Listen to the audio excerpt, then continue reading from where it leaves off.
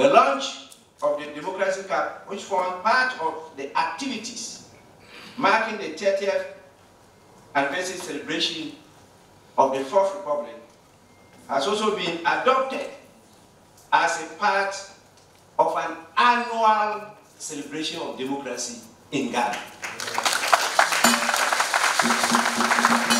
We're not just doing it for today only. We want it to be done annually. As a young parliamentarian, I was in the parliamentary team, football team. We played Benin, we played Nigeria, and I was part, and I was a striker. I don't know what happened. They all fizzled out.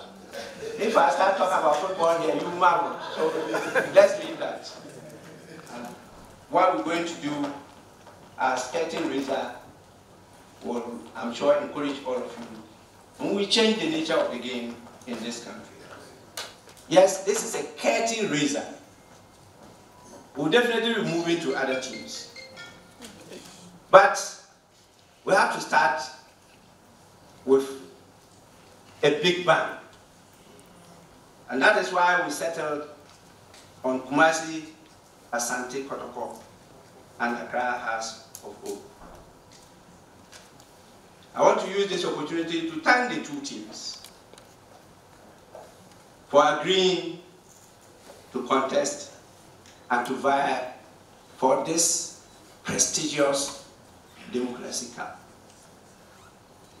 This sports event should be an opportunity to re-emphasize the importance of sports in promoting healthy living and fostering friendships and unity. This house will have everything to make this a reality. Speaker.